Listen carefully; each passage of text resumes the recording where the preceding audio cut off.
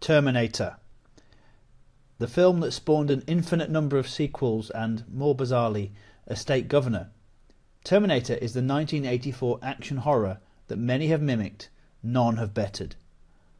And yet that film itself is a pale imitation of a story already told further back along our timeline.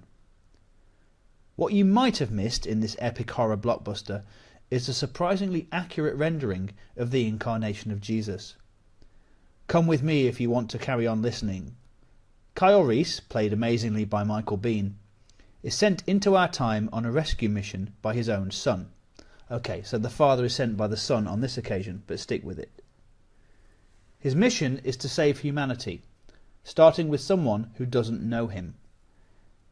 He arrives naked and vulnerable, and the weaponry he would otherwise use can't make the leap, so he has had to give up his full power to get here.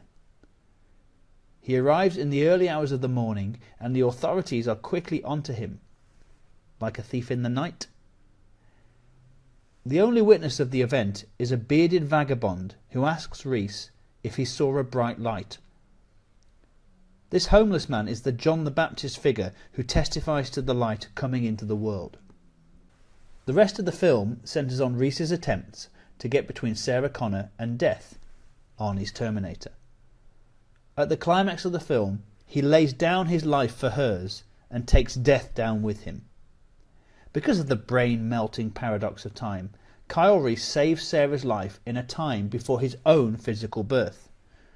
This is a nice allusion to John 8:58, where Jesus says, "Before Abraham was, I am." The decision to save and rescue predates the incarnation. Now, obviously, plenty of films use the idea of self-sacrifice as a plot device.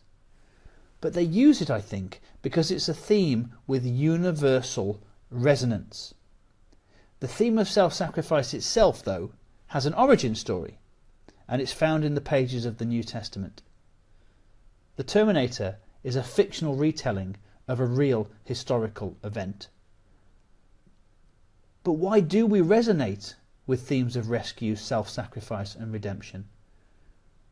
I think because we are wired to respond to them. The temptation at this point might be to say, well, it's not just Christianity, all religions have these themes. But that's just not true. You will not find another religion where God offers to rescue you. You cannot find another worldview where you are worth dying for. No other religion says that God is coming to find you, or that death can be conquered. With any other God, your cries for help are either unheard or unheeded. If there is no God at all and atheism is true, then the Terminator is a fictional story about a very real truth, that death is coming for you. So listen and understand. Understand that Terminator is out there. It can't be bargained with. It can't be reasoned with.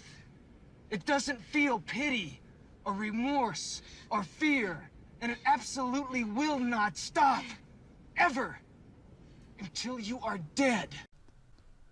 The words that Reese uses to describe the T-101 apply absolutely to your relationship with death on an atheistic worldview. Maybe that's why the movie is so terrifying. Maybe on some level we sense the slow pursuit of death which will one day come for us, whether we are ready or not, whether we think we deserve it or not. But what if there was a real story about the unstoppable foe of death bearing down on you, but then a hand grabbing your arm, looking you in the eye and saying, "Come with me if you want to live." What if that person didn't just stand between you and death and say, "Run, save yourself, I'll hold him off as long as I can"? What if the person who offered to save you could not only beat death, but offer you fullness of life? What if the relief we feel when Kyle Reese drags Sarah Connor out of the Terminator's line of fire isn't just about the thrill of entertainment? What if we are wired to respond to that story because the rescue plan God decided on long before we were born is that story? What if salvation wasn't just a poorly rendered spin-off, but the direct sequel to saying yes to that offer of rescue. Listen and understand. That Terminator is out there. It can't be bargained with. It can't be reasoned with. It doesn't feel pity or remorse or fear. And it absolutely will not stop. Ever. Until you are dead. Come with me if you want to live.